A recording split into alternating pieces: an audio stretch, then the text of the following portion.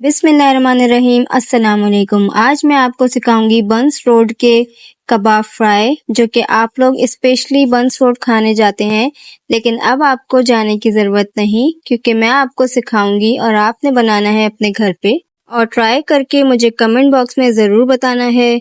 अगर आपने मेरा चैनल सब्सक्राइब नहीं किया है तो सब्सक्राइब कर दीजिए और मेरी वीडियो को लाइक भी ज़रूर कीजिएगा।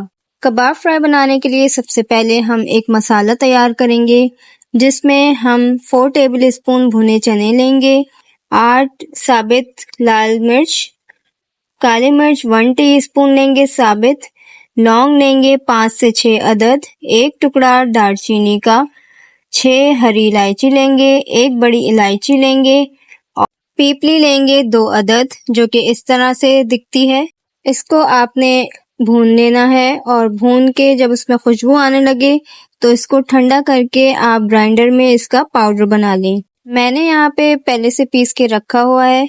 इसके बाद हम अब कीमे की मैरिनेशन करेंगे। कीमा मैंने 1 किलो का लिया है, जिसे मैंने 2 से 3 बार मशीन में पिसवा लिया है। बिल्कुल आपने मलाई की तरह बारीक कीमा पिसवाना है। इसके अंदर मैंने 3 टेबल स्पून कच्चा पपीता ऐड किया है। अगर आपके पास कच्चा पपीता नहीं है तो आप कचरी पाउडर का भी इस्तेमाल कर सकते हैं। अब मैं इसके अंदर ऐड करूंगी 3 टेबल स्पून अदरक लहसुन का पेस्ट। इसके बाद इसमें मसालों में जाएगा 2 टेबल स्पून पिसा धनिया, 1 टीस्पून पिसा जीरा, 1.5 टीस्पून पिसी लाल मिर्च, 1 टीस्पून नमक, 1 टीस्पून हल्दी, 1/4 टीस्पून जायफल जावित्री, हाफ कप दही जाएगी और अब इसमें मैं चने वाला मसाला डाल दूंगी और अच्छी तरह से अब हम इसको मिक्स करेंगे तकरीबन 5 से 7 मिनट तक।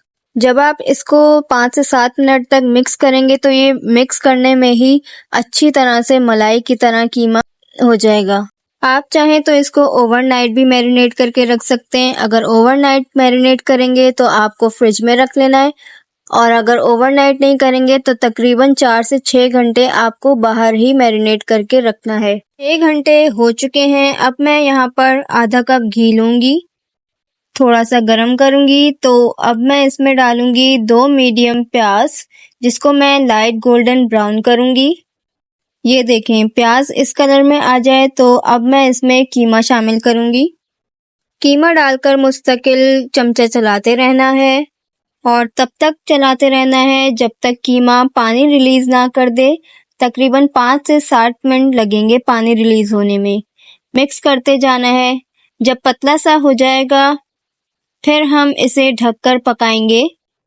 ये कीमा अपने ही पानी में गल जाएगा क्योंकि हमने इसे देर तक मैरिनेट किया है और पपीता भी इसमें लगाया हुआ है, तो ये बहुत अच्छा मुलायम बनकर तैयार हो जाएगा। अब हम इसे ढककर 10 से 15 मिनट तक पकाएंगे।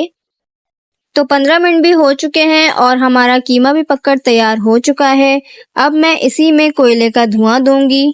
आप इस रेसिपी को ट्राई ज़रूर कीजिएगा, आपको बहुत अच्छी लगेगी। अगली किसी नई रेसिपी तक के लिए अल्लाह हाफिज़।